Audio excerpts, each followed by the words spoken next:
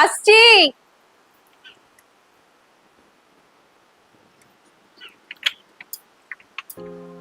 চলে এসেছো? হ্যাঁ ওই আর কি। এত লেট হলো? লেট জানো তো, ট্রেনে বাসের ব্যাপার। দাও, না ধরো। ওই ঘরে গিয়ে বসো, বাবা ওই ঘরে বসে আছে, আমি আচ্ছা। মাকে পাঠিয়ে দিচ্ছি। ঠিক আছে বাবা, আসবো? আরে রতন, এসো এসো বাবা, বসো।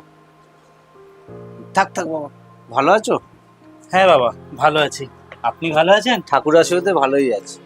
তা মিতালির সাথে দেখা হয়েছে? হ্যাঁ ওই তো দরজাটা খুললো। আচ্ছা। তা বাবা রতন, এত দেরি করে আসতে হয়?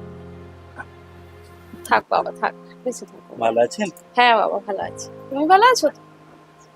মেয়ে আমার সেই কখন দিয়ে না খেয়ে বসে আছে। আর মা, অফিস গেছিলাম, ওখান থেকে আবার বাসে করে আসা, বাসটা পেতেই লেট হয়। আচ্ছা, নাও জলটা খেয়ে নাও। বাইরে খুব গরম না গো? যাও রতন, যাও ফ্রেশ হয়ে নাও। তা বাবা হাত মুখ ধুয়ে নাও তুমি, আমি একটু রান্নাঘরের দিকটা দেখি। হুম, তাহলে বাবা আমি হ্যাঁ, আসছি, fresh হ্যাঁ? হয়ে নাও, আপনি যাও। বসুন। হ্যাঁ। সব ফ্রেশ হয়ে নাও। তা বাবা রতন, কাজকর্ম কেমন চলছে?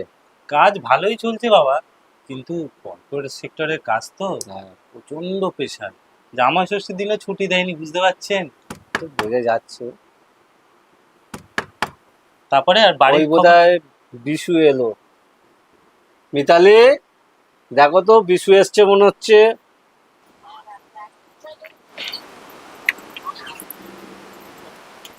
কিরে রতন এসছে? হ্যাঁ ওই তো বাবার সাথে গল্প করছে এই ঘরে। আর রতন এসে গেছো?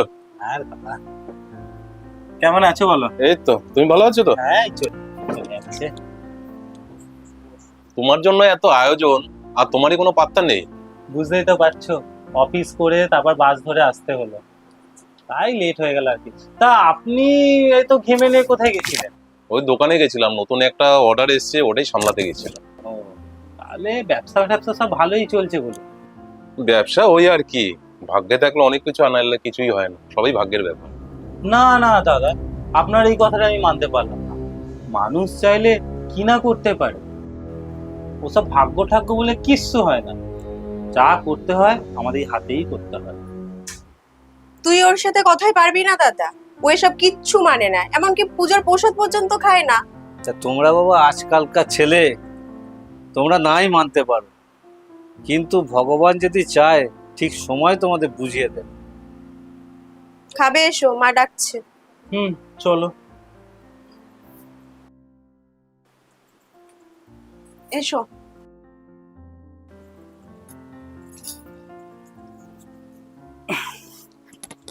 মা খাবারটা দিয়ে যাও। হ্যাঁ আসছি।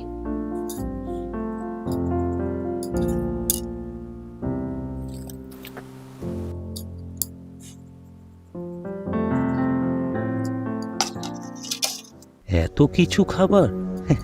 পাগলা ঠিকই বলেছিল, এত খাবার খাওয়া যায় না।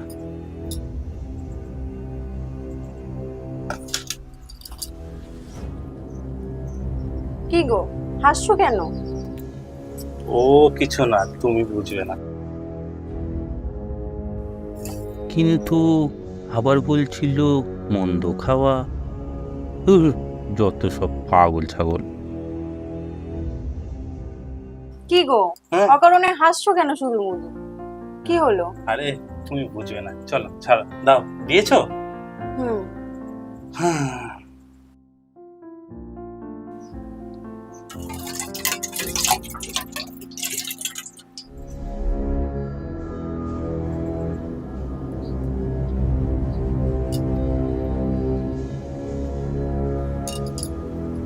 তোমার একটা কথা বলার আছে জানো তো?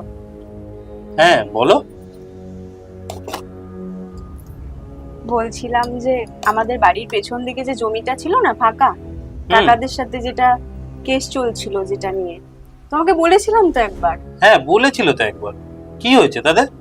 কাকারা না রফা দফা করতে চেয়েছে, বলেছে 2 লাখ টাকা দিলে জমিটা ছেড়ে দেবে বাবাকে। তো বলছিলাম যদি তুমি একটু ম্যানেজ করতে পারতে। না।